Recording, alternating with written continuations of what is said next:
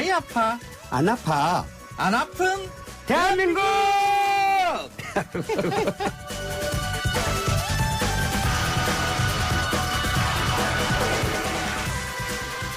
매주 수요일 4부 안 아픈 대한민국 시간입니다. 맛있는 한 그릇에 담긴 건강한 세상, 건강한 문화 이야기를 맛보는 시간이죠. 황교익 맛 칼럼니스트, 안아파원 강영주 원장 나왔습니다. 어서 오십시오. 안녕하세요. 황교익입니다. 안녕하십니까. 강영주입니다. 자, 오늘도 지난 시간에 이어 복다림 음식 이야기할 텐데요. 지난주에도 시간이 좀 모자라서 오늘은 좀 민감한 주제인 보신탕 이야기 하나와 민감한 맛을 자랑하는 민어 이야기, 더해서 낚시 이야기도 좀 해보겠습니다. 보신탕, 계곡이죠, 뭐. 예. 신림동에서 다른 이름으로 부릅니까, 혹시? 단고기라고. 단고기. 예. 예. 북한에서도 단고기라고 부르는 것 같은데. 그쪽 문화어. 그래서 이게 정확한 명칭은 게장국이라고. 게장국. 예. 그 개고기에 그 된장이 들어가요. 그래서 게장국이죠. 예. 게장국에 변형돼서 나온 말 중에 하나가 이제 육개장이죠. 예. 그러니까 소고기를 넣어서 게장국처럼 끓였다고 해서 그러니까 육개장. 닭 넣으면 닭게장이고 그게. 그렇습니다. 그렇죠? 그러면 게장국을 빨간 물로 이렇게 끓인다는 거잖아요. 예. 육개장, 닭게장처럼. 예. 그 다른 나라도 개고기를 먹는 역사가 쭉 있었는데 그럼 우리는 국물 문화니까 그렇게 먹는다고 치고 다른 나라는 어떻게 먹었을까요?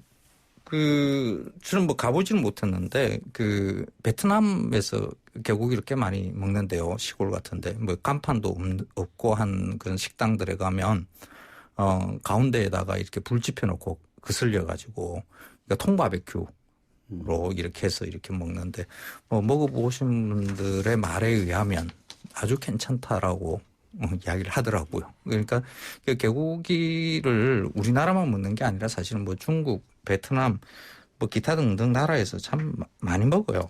그런데 우리만 뭐 개고기를 먹는 것처럼 그렇게 좀 분위기가 만들어져 있기는 해요. 예. 예.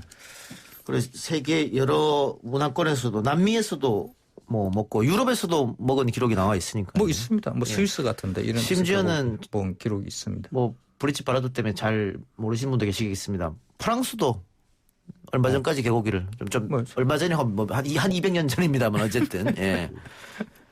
공개적인 장소에서 팔기도 했으니까 말이죠. 그런 문화가 있었습니다. 예. 가장 손쉽게 단백질과 지방을 섭취하는 동물성인 거죠. 그래서 개고기를 인류가 살면서 그냥 손쉽게 단백질 공급원, 지방 공급원으로서 개고기를 먹었던 것 같아요. 그렇죠. 그러니까 그 브리치 바루도도 그렇고 외국의 유럽인들이 특히 그 언론들이 우리한테 던지는 질문이 그랬어요. 너희들은 왜 개고기 먹느냐고 질문을 던진 거잖아요. 그런데 이건 문명사적인 관점에서 다시 질문을 고치자 그러면 이래요. 원래 인간은 먹을 수 있는 단백질들은 다 먹었죠. 그러다가 문명화의 과정을 거치면서 어떤 특정의 짐승들은 먹지 않게 됐습니다. 그러니까 종교적인 금기로 해서 뭐 이슬람권에서는 뭐 돼지고기 안 먹고요. 그렇죠. 인도에서 소 안 먹고요. 그리고 뭐 유럽 같은 데서 애완동물에 있어서도 안 먹고요. 말고기를 먹는 문명권과 또 그렇지 않은 데도 있고 뭐 이런 식으로 안 먹는 게 사실 문명화 과정에서 일어난 일이거든요. 이게 사실 특이한 일이죠. 그래서 우리가 질문을 할 때 이렇게 질문을 해야 돼요. 우리가 프랑스 가서 당신네들은 어떻게 해서 개고기를 안 먹게 됐나요? 사실 그 질문이 바른 질문이죠. 안 먹게 되는 이유가 분명히 존재를 하고 그 안 먹게 되는 이유에 대해서 우리가 관심을 가지고 지금 우리나라에서 개고기 먹는 것이 안 먹게 될 가능성이 얼마나 높아질 수 있을까 하는 거 이렇게 관찰하는 게 사실 문명사적인 질문이라고 볼 수 있어요. 그 지금은 우리나라도 개고기 간판 달고 판매하는 음식점이 거의 사라진 것 같고 잘 보이지도 않는 것 같고요.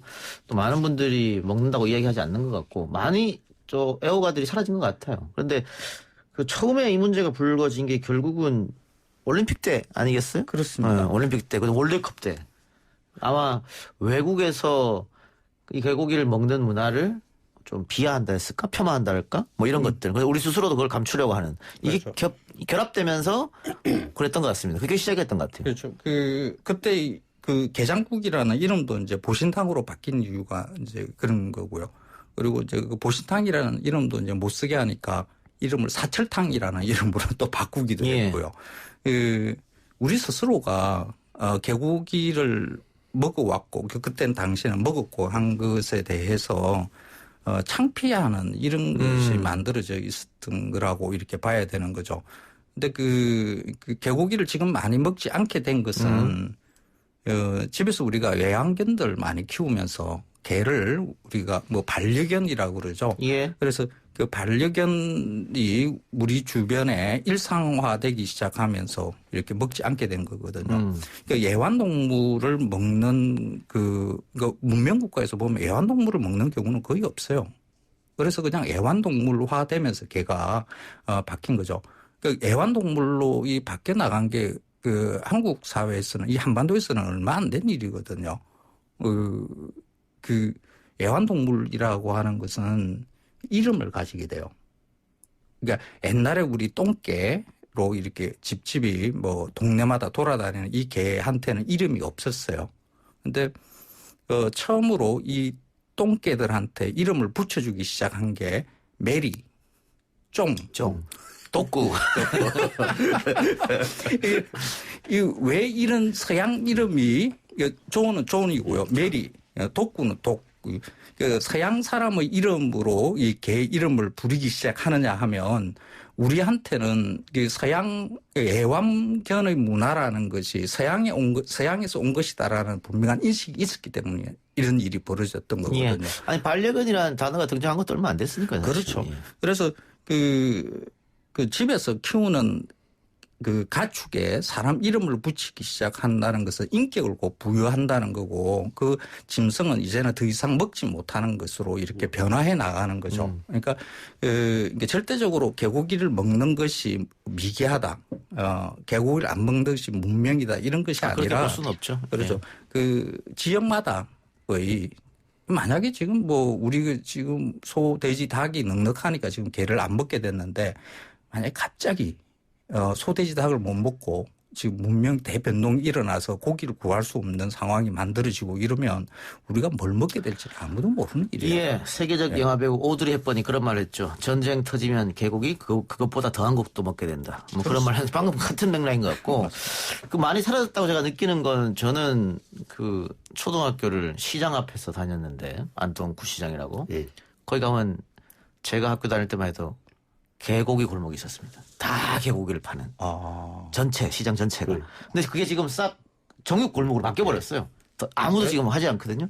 그게 시대가 변하면서 이제 바뀐 것 같아요. 그렇죠. 우리가 개 보면은 예전에는 누렁이, 흰둥이 그렇게 불렀고 그러다가 부르는 건 뭐냐면은 새끼 3마리 나면 주인이 초복이, 중복이, 말복이 이렇게 불렀던 시대에서 그 다음에 한참 우리가 이제 80년대 이렇게 들어오고 나서는 그렇게 안 부르고 애완견이라고 부르는 거거든요. 예, 예. 애완견은 뭐겠어요?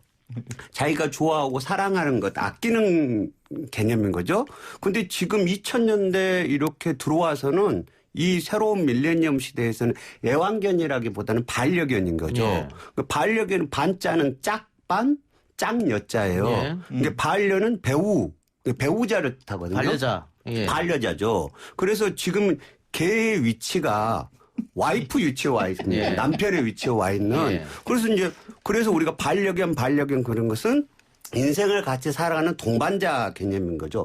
파트너가 이미 된 거죠. 그래서 이 명칭의 변천을 통해서 이제 우리 사회는 개를 쉽게 먹을 수 없는 또는 터부시하는 그런 문화가 점점 자리 잡아가는 예. 거죠. 애완견보다는 지금 반려견이라고 하잖아요. 반려견을 먹는다. 그럼 화를 내죠. 자기 와이프 남편인데.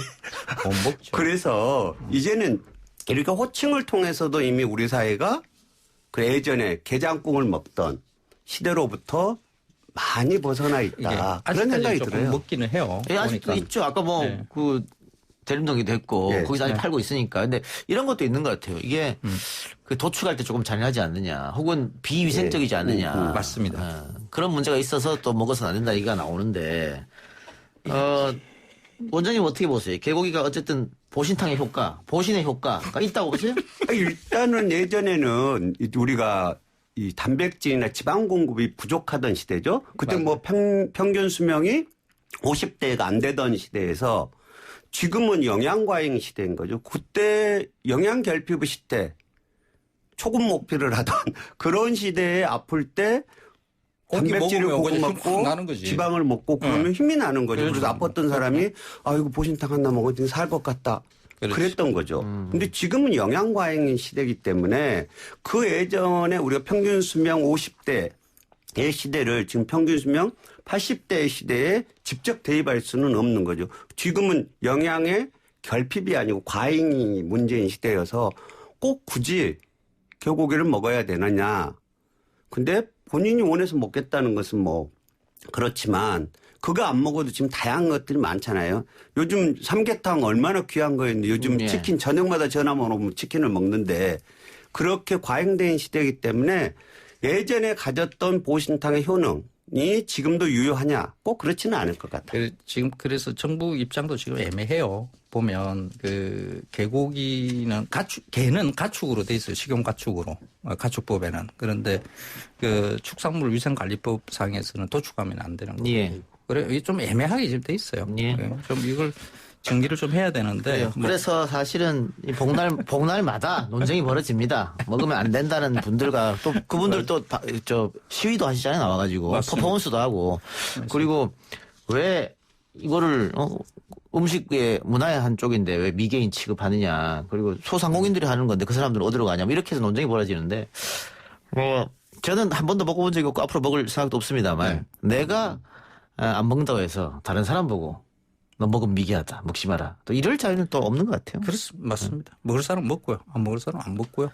서로 욕하지는 말았으면 좋겠어요. 근데 어쨌든 이거는 확실하네요. 그 영양 과잉 시대에 이걸 먹으면 여름을 날 수 있다. 몸보시 된다. 이건 아니다라는 건 확실하다. 그렇죠. 그래서 이제 그것하고 식감이나 이런 게 비슷한 걸 그래서 흑염소를 먹는 사람들이 꽤 많죠. 예, 있죠. 예. 흑염소 중에 최고로 치는 것은 약산 흑염소를 최고로 진도 앞에 완도 앞에 있는 섬.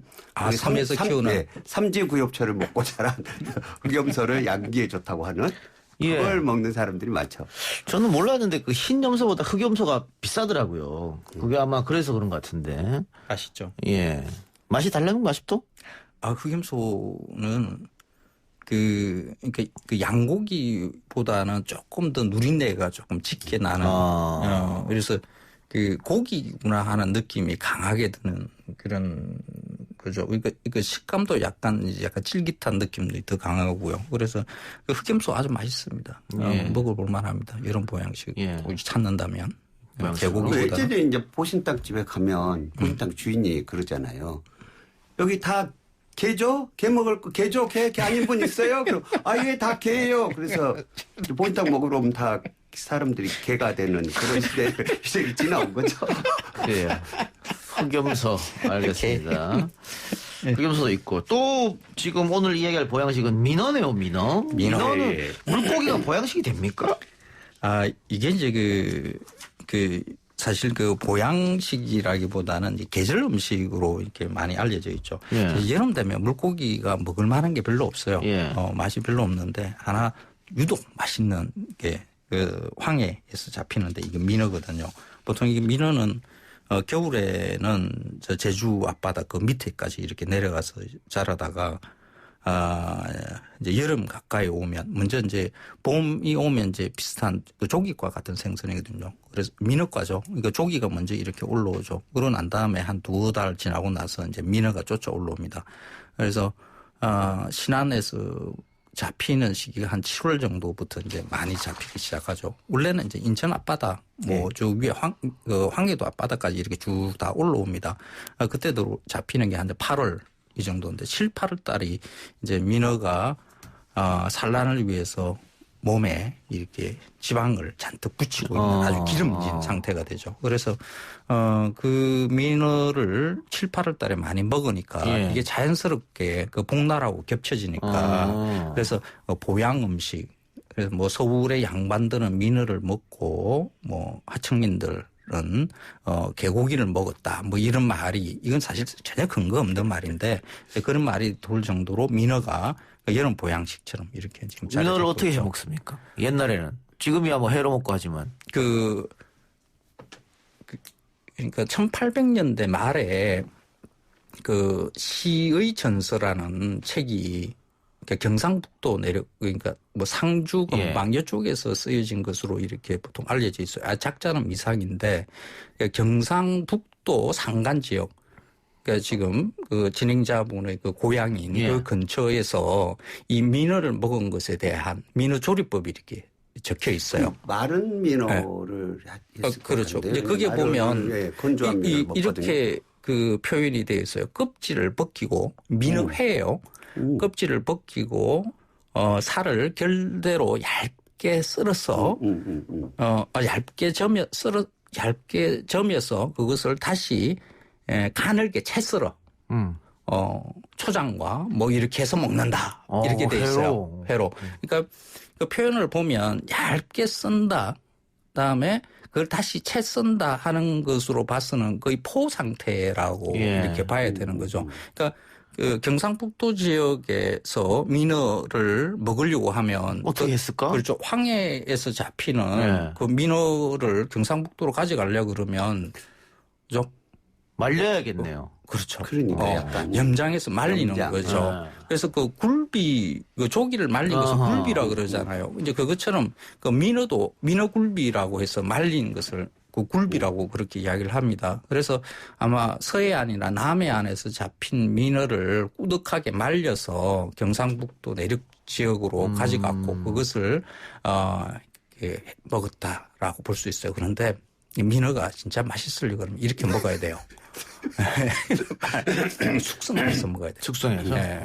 탕으로도 먹죠? 탕으로도 먹죠. 이제 말씀하신 것처럼 민어는 이 성질이 급해요. 그거 좀 깊은 바다에 살기 때문에 이 민어를 잡아서 올리면 불에가 터져가지고 애들이 잘 못 살아요. 그래서 금방 죽기 때문에 그래서 여기는 숙성으로 먹어야 되는데 민어는 이제 그래서 회 먹고 그런데 탕으로 먹으면은 이 고기 생선 종류에서 오래 끓으면은 사골 국물처럼 푹 우러나는 그런 게 참돔. 여기 이거 방어 이런 것들이 그렇거든요. 근데 민어가 오래 끓이면 그런 맛이 나요. 오래 끓이면 나오는데 여기서 이제 전라도에서는 그때 한참 할 때가 복인데 애호박이 많이 나잖아요. 그래서 오래 끓인 거에다가 애호박을 잘라놓고 말린 고사리 넣고 거기다가 원포인트로 뭐냐면은 양지. 소고기 양지를 소고기를 넣어요. 네, 소고기 양지를 좀을 더 넣어주면 이 민어탕 맛이 진짜 보약으로 하얀 국물이고 하얀. 그래서 이게 민어는 요즘 뭐 매운탕으로도 먹지만 우리가 지난번 닭고기 얘기할 때 백숙 아무것도 안 넣고 푹 끓이는 게 백숙이잖아요. 그래서 우리가 지리지리 하는데 시간 아니고 이게 백숙으로 민어 백숙으로 끓여서 먹는 거죠. 맛이 있겠네요. 근데 민어가 비싼 음식 아닙니까? 비싸요. 어마어마하게 비쌉니다. 이게 비싸진 이유가 사실 우리가 많이 먹었기 때문은 아니에요. 그 민어를 우리 도시 지역에 특히 서울 지역에서 민어회 여름에 민어 먹어야 된다고 뭐 이렇게 이야기를 하기 시작한 게 그렇게 얼마 안 됐거든요. 근데 그 민어가 없어지는 게 이게 인천 앞바다 이제는 없습니다. 그 신안 일부 지역에서만 지금 잡히는데 이게 남해그 결과라 그러는데 우리는 안 먹었는데 남해기래. 뭐 어디 간 거야. 그게 예전에는 그러니까 1960년대 이후부터 그러니까 일제강점기부터죠. 그 일제강점기 민어를 일본 사람들이 참 좋아해요. 그래서 일본 어선들이 와서 일제강점기에 막 가서 많이 잡아갔고요.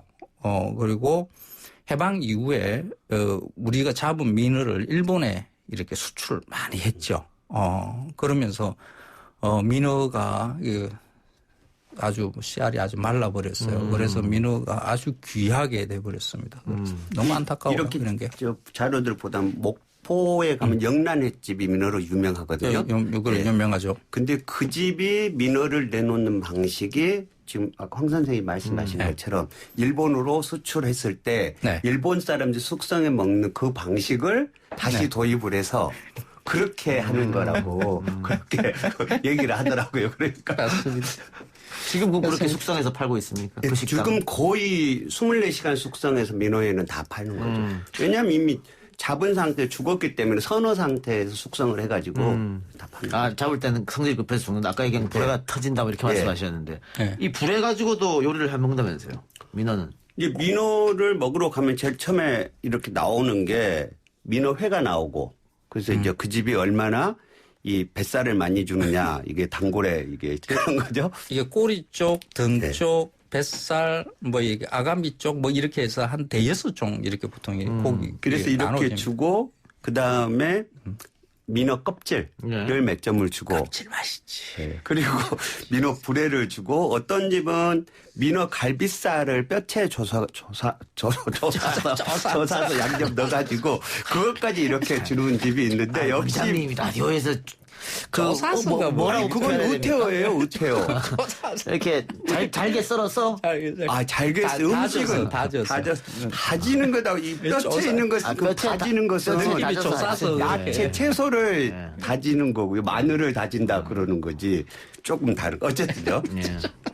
이제 그렇게 하는데 역시 민어의 백미는 불회죠. 그래서 이제 이 소위 가서 민어회를 먹는데 인간성을 안다잖아요. 그 가게 주인이 석점을 줬는데 2점 먹은 인간들이 있어요. 그럼 그 인간은 절대 상종하면 안 된다. 뭔 말이에요? 그 맛있는 민어를 3명이 갔는데 2점을 먹을 사람이니까 기본적으로 남에 대한 하나씩 배려. 먹어야 되는데 그런 거 없는 거 자기만 생각하는 사람이기 때문에 그래서 민어만 같이 먹어도 아, 저 인간이 상종할 인간인가 아닌가 알 수 있다는. 좀 민어를 먹어본 기억이 하나도 없네요. 그래요? 네, 안 먹어본 거예요. 그래요? 한번 그럼 먹으러 한번 갑시다. 합시다. 우리 민어 모임을. 이게 그 불에는 사실 뭐 이게 혀로 닿는 뭐 감칠맛이거나 뭐 이런 게 아니고요. 이게 식감이 아주 독특해요. 약간 찐득하면서도 잘 씹으면 이렇게 부드럽게 좀 풀리는 듯한 아주 독특한 식감이거든요. 이런 식감을 내는 것이 사실 없어요. 그래서 그걸 즐기는 거죠. 침 넘어간다. 요즘은 민어는 한 5kg 이상 이렇게 돼야지 맛있거든요. 그러면 맛있거든요. 그럼 크기는 한 80에서 1m 이렇게 갈 건데 요즘 키로에 한 5, 6만 원 하는 것 같아요. 5, 6만 원? 6만 원 정도 지금. 저기서. 알겠습니다. 현재 시간 할 때 저도 민어맛 한번 구경시켜 주시고. 황교익 선생 최근에 네. 낚시 다녀왔다고 어디 갔다 왔어요? 그 소양호에 소양호. 물이 본다고 해서 뭐 잡았습니까? 붕어 낚시하는 거죠. 붕어. 아, 지금 사진 저희는 보고 있는데 엄청 큰 거 잡으셨네요. 이 사자. 사자, 오, 네. 40cm 넘는 이게 거예요? 그 붕어 낚시꾼들이 이게 몇 가지 로망이 있거든요. 처음에는 보통 월척, 그래 33cm 요거 넘는 거 가지고 이제, 로망을 가지다가 다음에 이제 4자, 뭐 5자 이런 식으로 넘어가요. 40cm, 50cm. 토종붕어입니까? 네? 아닙니다. 이거는 떡붕어입니다. 떡붕어. 네. 40cm 대단한 크게 잡았네요. 떡붕어하고 저기 뭐 월남붕어 뭐 이런 거랑은 다른 건가요? 이게 떡붕어는 일본에서 들어온 도입종이고요. 1970년대에 우리 좀 그 고기 먹자고 해서 들어온 건데 이게 붕어하고 비슷하게 생기는데 뭐 붕어가 조금 다르다라고 이야기를 하기는 해요. 그런데 지금 하여간 떡붕어도 붕어 드시는 분 아무도 안 계시잖아요. 붕어 드시는 분이요? 사실 이거 붕어 맛있거든요. 그 뭘로 먹어요? 찜? 찜이죠. 네, 붕어찜. 그 시래기나 고사리 이런 게 그 깔고 이 된장 넉넉하게 넣고 이렇게 해서 쪄내면 사실 이 큰 사자 붕어 이런 거 가지고 쪄내면 굉장히 맛있거든요. 그런데 저는 이렇게 낚시만 하지 이거 다 방생했습니다. 어부님들이 잡으셔야죠. 예. 그러니까 뭐 메기는 탕으로 먹더라도 잉어나 붕어는 찜으로 또 먹으니까. 그렇죠. 근데 잉어는 우리가 잘 안 먹어요. 그죠? 네, 요즘은 잘 안 먹는 것 같아요. 광주에서는 잉어 많이 먹었습니까? 예전에는 많이 먹었죠. 좀 악동이가 그렇죠. 맛있을 때 많이 먹어요. 잉어찜 가게 많습니다. 잉어를 찜으로 해서 예, 먹어요. 예. 그거 어떻게? 그럼 내가 고춧가루, 매운 똑같습니다. 양념. 붕어찜이랑 같아요. 아, 붕어찜이랑 예, 같아요. 똑같은 양념으로 그렇게 해서 먹습니다. 한번 가서 드셔보세요. 안동집이 많으니까. 잉어찜이라. 알겠습니다. 오늘 잉어찜 얘기까지 하면서 마치겠습니다. 또 말씀 예. 고맙습니다. 예, 고맙습니다. 고맙습니다. 오늘 저희가 준비한 방송은 여기까지입니다. 계속해서 비가 수도권을 중심으로 많이 내리고 있는데 비 피해 조심하시고요. 저는 내일 이 시간 다시 돌아오도록 하겠습니다. 지금까지 들어주신 여러분 대단히 감사합니다.